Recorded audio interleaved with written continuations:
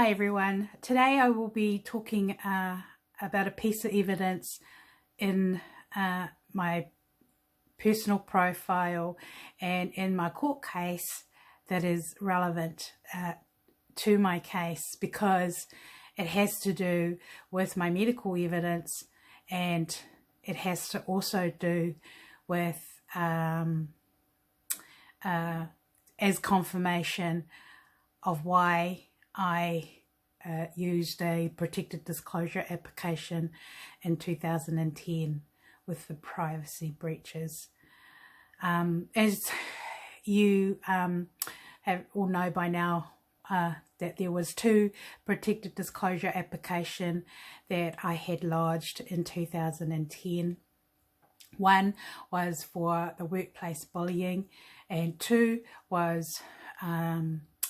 number two was for church, because I had considered it to be my private life. So after you hear this piece of evidence from my own words, because it's my journey, my testimony, it is confirmation of why I put it in, and it is confirmation that it is my private life. All right. In one of the applications that I had submitted in an interlocutory application, I think in September 2016, on or about, there was a interlocutory application in there that I had put in there a little bit of detail, background of my background status of how I came to be who I am and why I was there.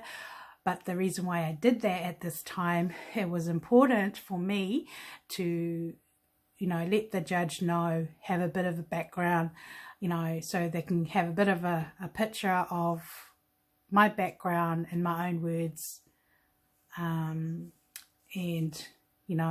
and all the other legal documents, why they're actually in my file.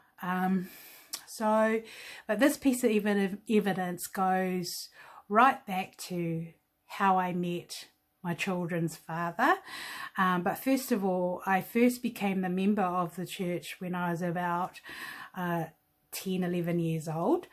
So I grew up in this church, but I had a very difficult background. My father at this time, and this is not to put down anyone at all, or my dad or any, because I love my dad to bits for a lot of reasons, but back then my dad was an alcoholic.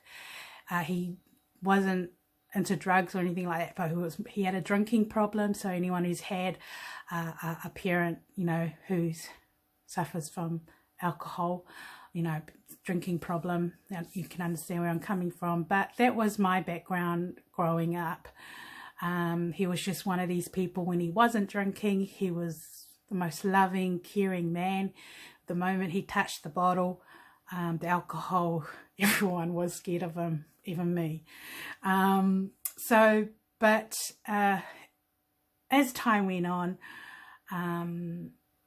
because of difficult home life, that's what drew me away from church. I was brought up in church, and I was able to go when I was allowed to go, because I had this strict father who didn't let us do anything. But when I was allowed to go to church, I loved it. But the seed had been sown, that there was a God. Even though my faith was still very immature back then, but the seed was sown. Then teenage years came, and I was hitting teenage years, and home life became difficult, and so I ended up running away from home because of the difficult situation I was at home. I was about 14 at the end of my 14 full form. I was about 14 and a half years old. So I ran away from home because of the situation at home. But that was the reason why I left church, because of my circumstance. To cut a long story short, I met my children's father when I was only 17. I was working, but then I met him.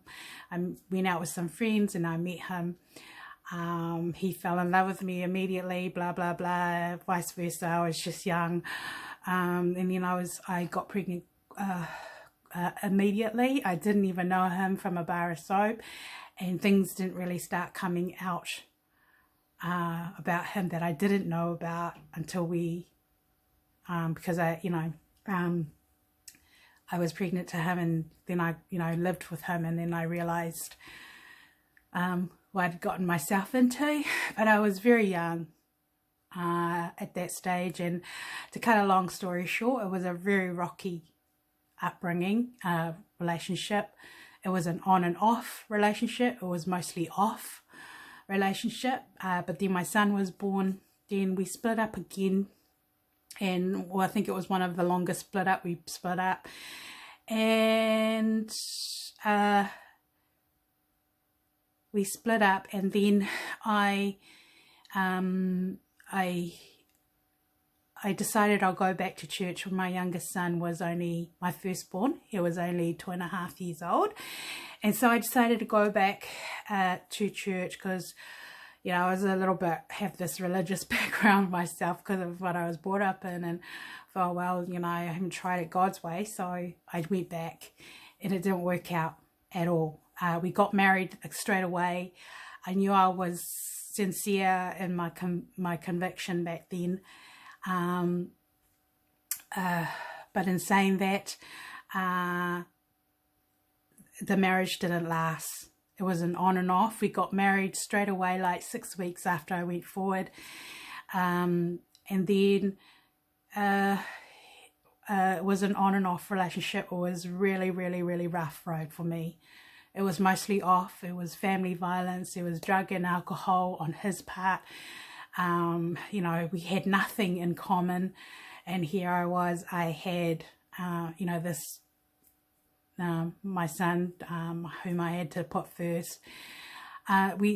Two more children came in the relationship, but things were so bad. It was mostly off. It was an on and off relationship, but it was mostly off. And eventually it got so bad I nearly lost my own son to his lifestyle, and I was in a position where I had to make a choice where I cut him off completely. After me going through so much emotionally, it was difficult. I knew it had to be done, but there was a decisions I made for me at that time, and I don't regret it. So I cut him off from my children's life. I got a protection order out, which all these information is in that court file.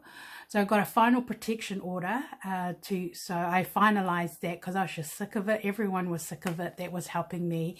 But I wouldn't be who I am today or where I am today if I hadn't gone through all that, what I've gone through, as far as making right choices. But I nearly, if I had stayed in the marriage or in a relationship, I don't believe my oldest son would be where he is today, as far as meeting his beautiful wife and having all the things that God has blessed him with. But I did split up with him. I cut him off, and I focused on my career at that time. My career became my first priority, and bringing up my kids on my own. So I had full support of the church and those that loved me dearly, supported me wherever they could possible. And then I just focused on God's will in my life at that time. Eventually, I divorced him in 2006 for a lot of reasons. One, it was coming anyway. I was going to divorce him anyway. But at that time, I was starting to have problems with stalking and stuff like that. So I changed it was another reason why I decided to divorce him and change my name to protect my children. Even saying that I wanted to do that anyway, but it was a decision that I had to make for all the right reasons at the time.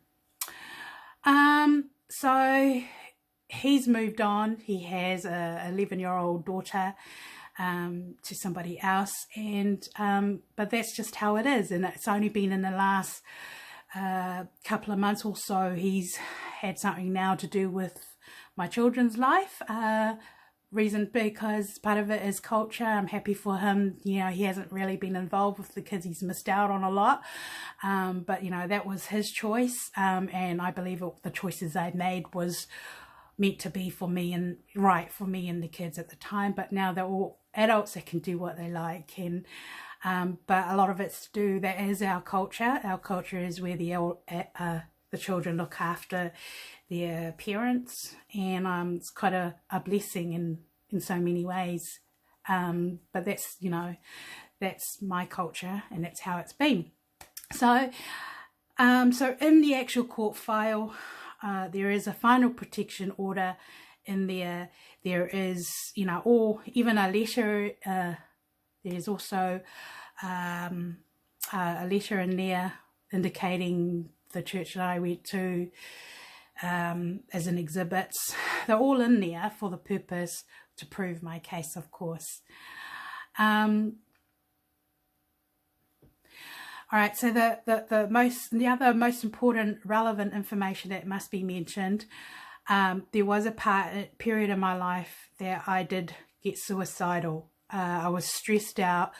I was under tremendous emotional roller coaster, and the relationship was not healthy. It drew me to have suicidal thoughts because it, you know, family violence, the confusion that came in the marriage. You know, he was not only confusing me, but he was confusing the kids, and it just wasn't healthy. But it got to a point where I did try to commit suicide. So this is explaining the actual medical evidence myself, but I was admitted back then. I think my son was only 3.5 years old when this took place, and I was admitted because I took tablets. I tried to kill myself because of the emotional trauma that I went through at the time. But as time went on, I eventually got stronger, and I cut him off. So I know a lot of people have in their mind their belief that they believe for better or for worse, you know, and that you're supposed to, you know, till the other person dies, you're free. Well, you know, yes, I believe in that for some people, but I can confirm I don't believe in that. I can confirm that with all the decisions that I have made for myself, for my own journey, because I don't believe God wants us to be in a miserable situation and, you know, and be abused or put up with abuse, because I don't believe he gains anything from us, you know, his people being abused, but rather making the right decision based on our circumstance. But this is not to discourage anyone. If you know, I'm just talking. This is my story, my belief, and my journey. We're friends today, but that's it. I do not believe that we will get married again. I do not believe that path is going to open again. I believe it's a closed chapter in my life. He has somebody else. He has a daughter with somebody else. And yeah, so, and that's just the way it is. But the only reason why I'm mentioning this piece of evidence is because it is relevant to my court case. So thank you for listening to me. I will leave it at that. But, you know, I believe in the Holy Spirit, believe in the power of God. I believe in my faith. I believe I've done what I was supposed to do. I believe my journey has not been a waste of time. And I believe that my story has to be told to help other people, you know, make right decisions for themselves, because not everybody out in the world has it all together. And even those that do have it all together, they still have problems. But the main thing is you just hang in there. And there is light in the tunnel, no matter how difficult a situation has been. So thank you for listening. You've just gotten to know me a little bit more in this video. So I will see you in my next clip.